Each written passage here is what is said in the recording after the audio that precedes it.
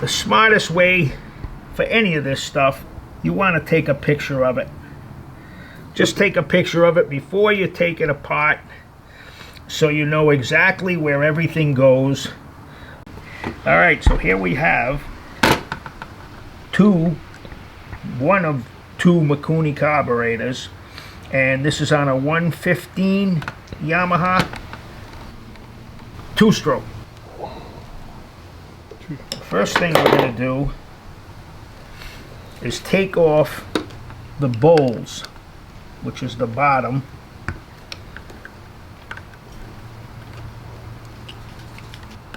There are 4 screws. And these screws are soft. They're not brass, but they are soft. So you want to make sure that the screwdriver that you're using is, isn't rounded off or anything.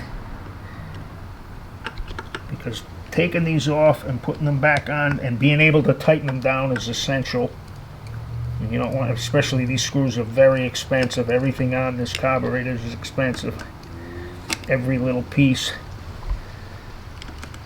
And I wouldn't suggest using a screw gun. Some guys do, but you can really make a mess stripping the head. So we're going to take the 4 off here, the 4 screws out.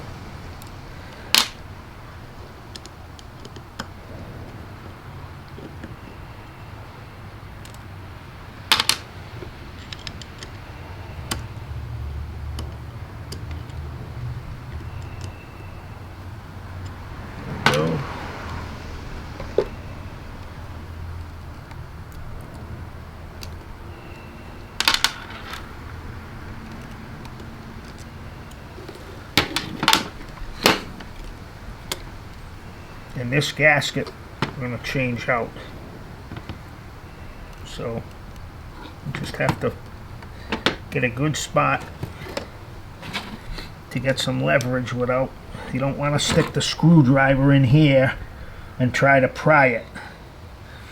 Find a leverage point that you can get at to pop it off without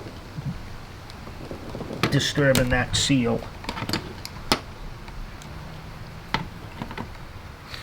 So here's another one right here. There's another good pressure point just to loosen it. And now we'll go this way. Just tap it just a little bit. It's only being held on by the gasket, and there is no glue on it, so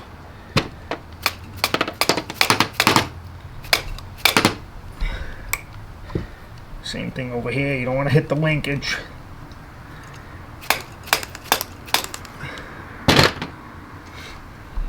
Now, just want to flatten it out here. Try it right here. There she goes. And you want it to come straight up. There we are. So even though there's no glue, it still holds on pretty tight. Probably sneak it past. Yeah. There we go. You want it to come straight up. Just like this. Nice and easy. Actually, I'm going to take this off. I'll have to get another zip tie, but it's worth it.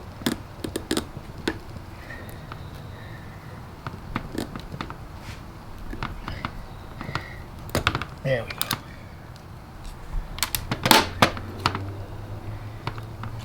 Same thing with this.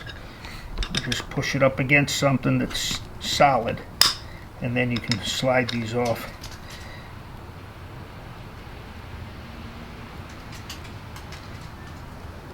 Slowly. And now just turn it.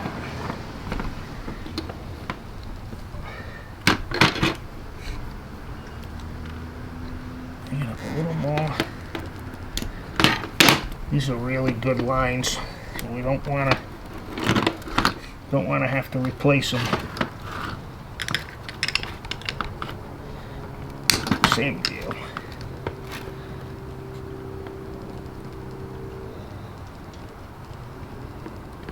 There it comes. Just want to go slow. Plus, it's a little cold here where we are, so the rubber is going to be more stiff than if it was, you know, in a warm weather. They're coming off, and they're not cracked, and they're not cracking, so that's good. Use a bigger screwdriver because they need a little more leverage here.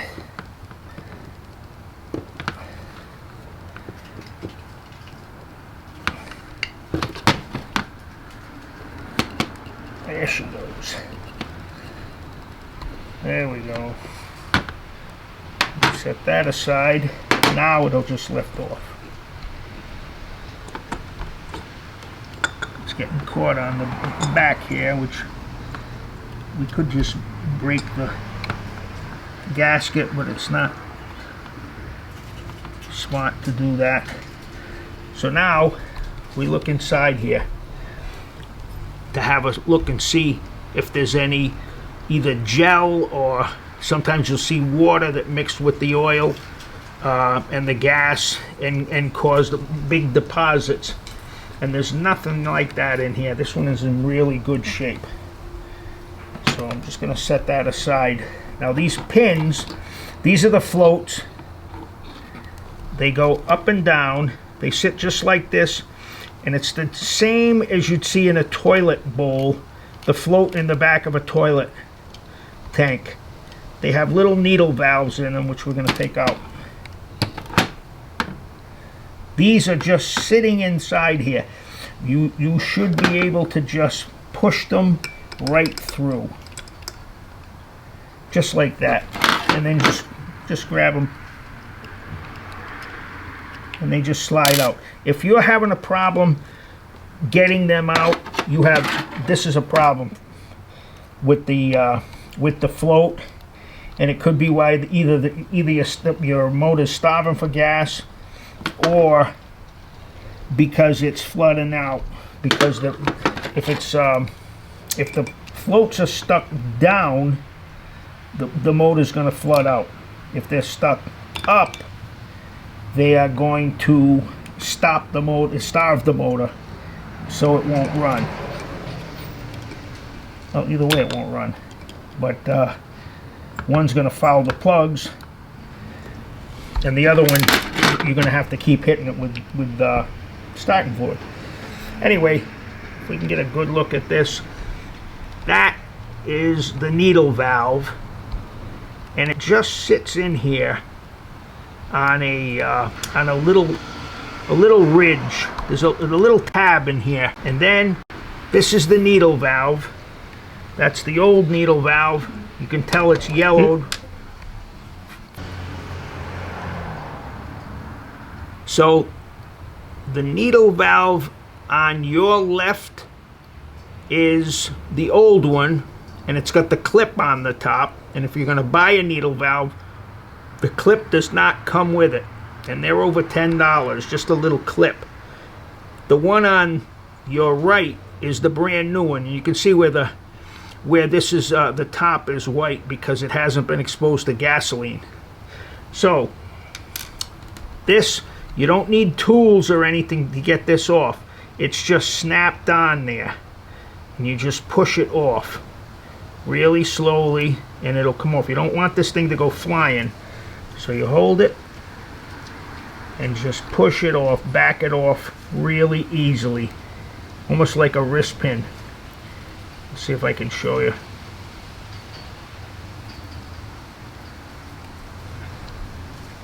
Take it like this. I don't know if you can get the camera in there. There it goes. And it just comes right off. Just like this. You can see it, and that's the way it should look when you take it off. It should look just like this. So now we did that one. We're going to do this one.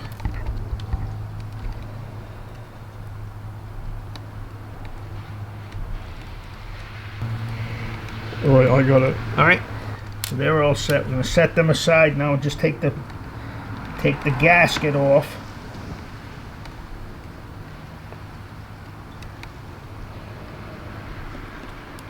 Here's the new gasket. And you can see how clean this carburetor is.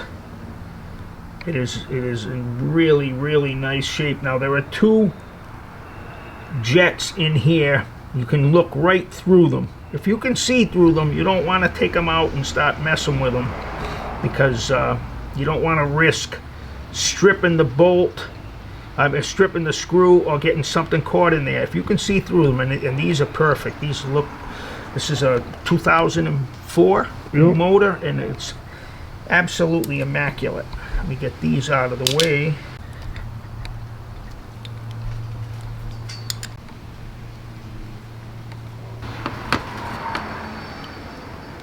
This isn't really tricky, but you definitely want to have a steady hand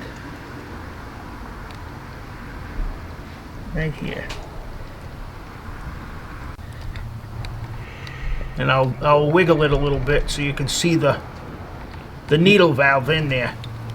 It just dangles because there's nothing that it hangs on to. It just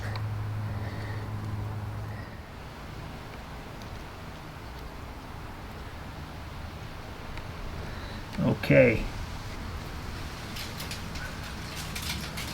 There we go. That's in. Again, these should slide very, very freely. You lift up on the float a little bit, and that'll allow the pin to slide through. And same thing here.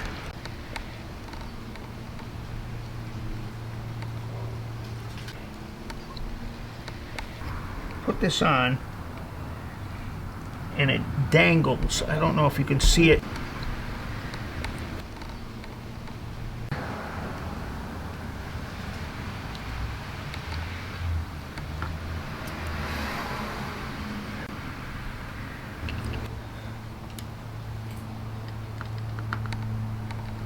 There we go.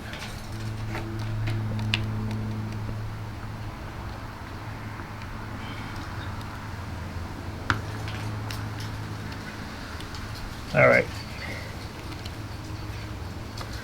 Now we can put this. Wait a minute.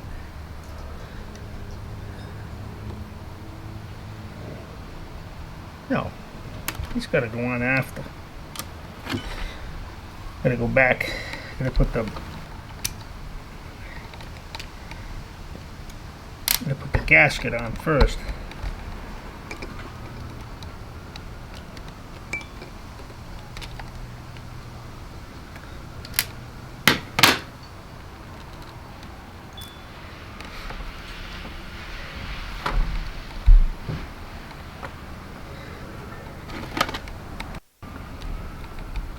There we go.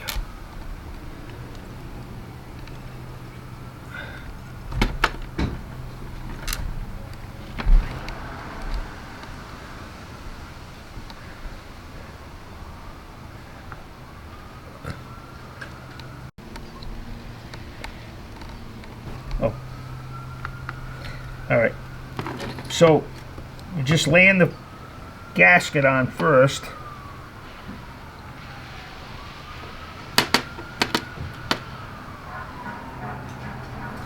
Now, hanging this needle valve on again, and the needle valve has to drop into this hole and slide right down like that. And you have to, you just lift up on the float a little bit to align all the holes, and they'll slide right in. Any resistance, you got something wrong. either you pinched this shaft or there's corrosion in one of these, which happens a lot because it's going to be, that's stainless, it's going to be a lot more likely that you're going to get it get corrosion in here that will inhibit the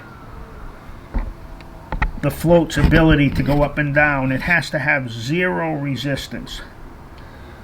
Now I'm going to put this on.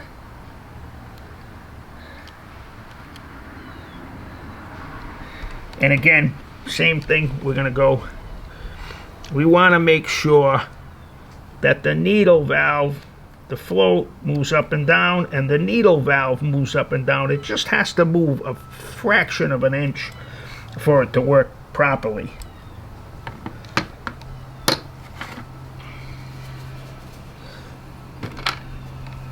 Now, there's some stuff in here.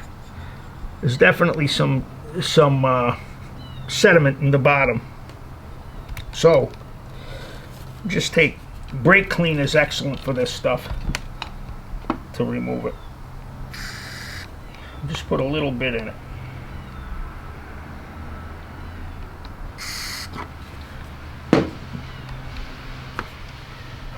You can use, this is an eyeglass case, eyeglasses screwdriver.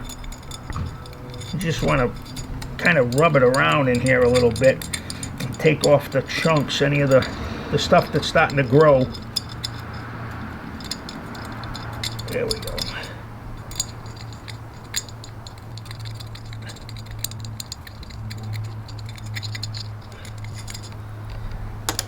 Now, take something a little bigger. Now that you got it loosened up, just take a screwdriver. It's nothing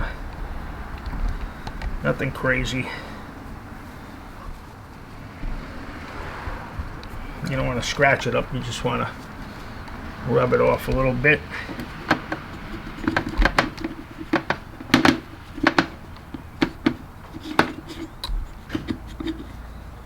There we go.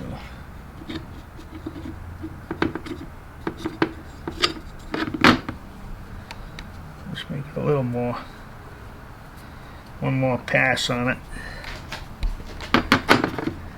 Oh, the little gullies there, there are two little troughs inside here. Yep. So you want to run the screwdriver through it, and you're just knocking off some little pieces. It'll run, I mean, you know, without doing this, but you want to make it as clean as you can. And then, even up in here, you can see these little deposits, and just clean them. The other one didn't have them, which again, depending on the location of the carburetor, might have been the bottom one, wherever the fuel comes in. Now see, I'm doing the same thing on the sides here. You can do this with anything. You can do it with, you can even use this is like a body shop sandpaper, almost like the stuff from that you use in the kitchen to scrub the pots with. This is just much more stiff, and it's gas resistant.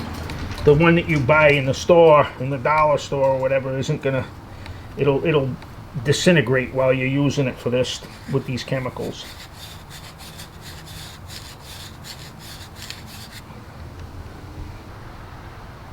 All right.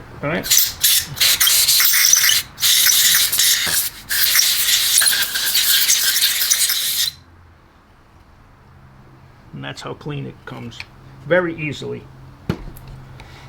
Incidentally, we're using deep creep if you have bolts that are stuck, air to blow off any of the particles, and then brake clean. That loosens everything up first to break down all the sediment. Now these, we're going to take out these drains. I try to keep everything clean where I'm working, so that if there's a little screw or a little washer or a spring, this is a very simple carburetor to work on, but some of them have all kinds of other ventures and stuff that you have to take apart, but this one's very easy.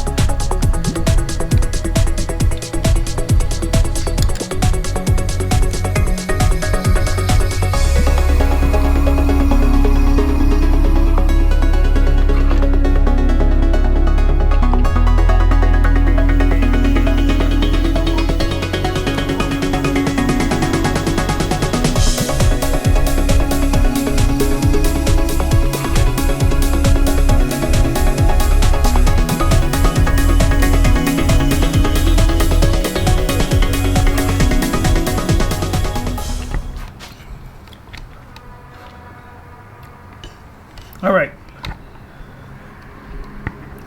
just inspecting this cover here.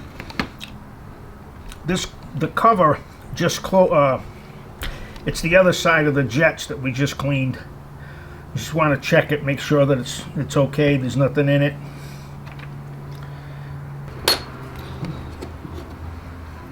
And just clean it up a little bit. But if there was a problem, or if it was overflowing, it would be all in here. And there's nothing.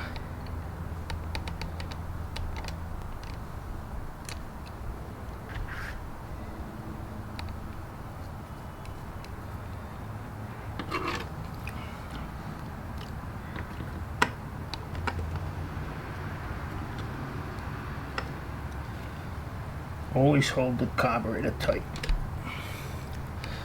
Now we're going to take off. This is your fuel mixture. These are the two air fuel mixture adjustments, and this is where you look at them. This is the window for both of them. So if you have a really wide flat screwdriver, you can try that. This is an impact, DeWalt impact. It works famously because it just gives it one tug and it makes it, it'll free it. Because again, these are brass. If you start like with something like this, you're trying to do it, or even a bigger screwdriver like this with a wider head, most likely you're going to strip it. It's either going to strip or it's going to crack because they're only brass. So the same deal, we want to put it right in the center and just bingo, comes right out. Same thing here. Make sure it's down right in the center, and make sure there's, you know, if you've got corrosion or something underneath it, it's not going to be square. This is easier.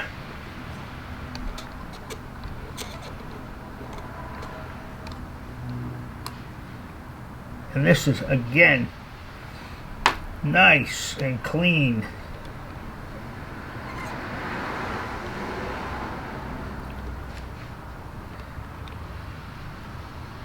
Amazing for a saltwater boat.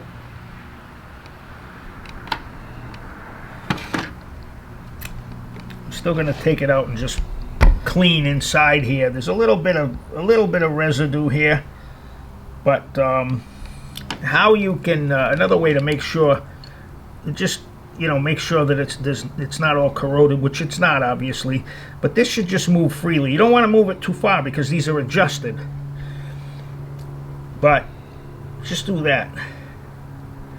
Even if when you first put the screwdriver in and it gives you some resistance, that means there's something built up in there. And so how many times do you turn it afterwards to get the I didn't. If we were going to take them out, if they had crap in them, I'd go all the way in with it, see how many times it took to get it in, and now if it's 2.5 turns to make it go all the way to the bottom, when you put them back in, you bring it all the way to the bottom again and come 2.5 turns back out to duplicate what you had.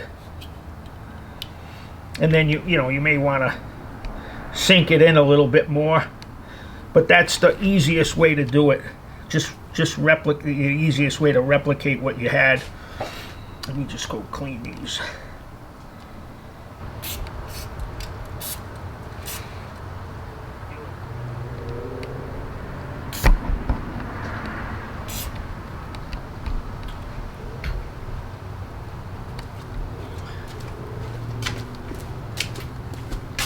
And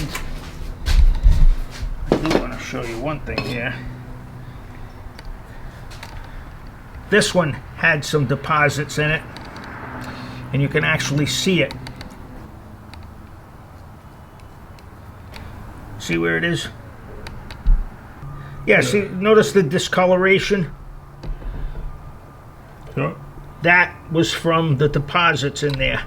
But it's just a little bit. It would be all really, really dirty if it was bad. Okay.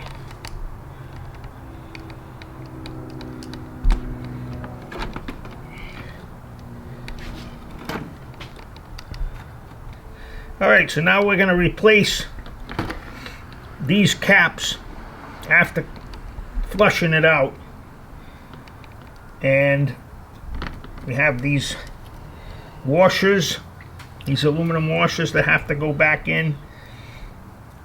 They look almost exactly like the body of the carburetor.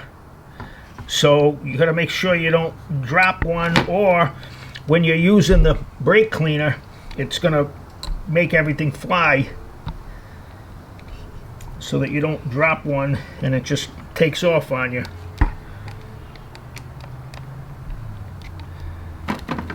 And you never use the impact gun to tighten these. No reason for it. Just put them down like this.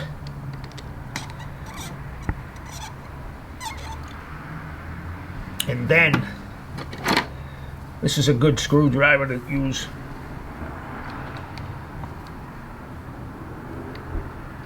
That's all. There we go.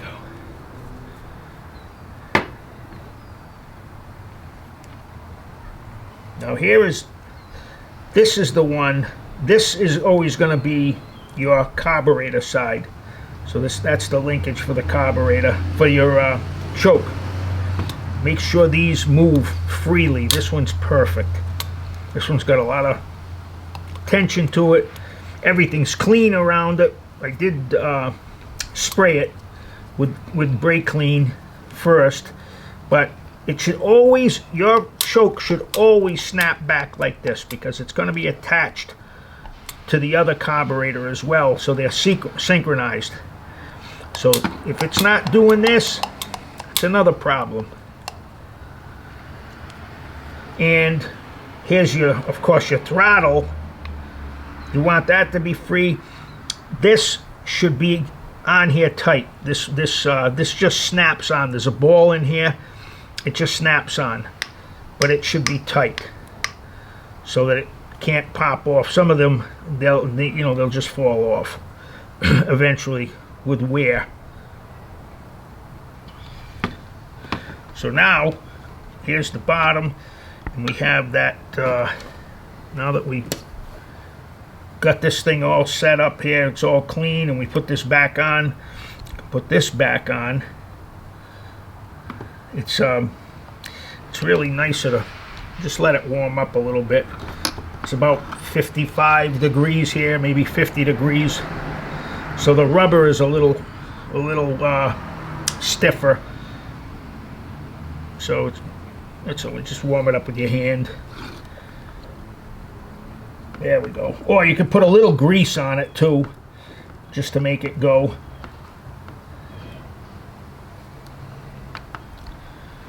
And that's it. And then, of course, we're going to get some tie wraps. And the other carburator. It's in the Oh, in there. Okay.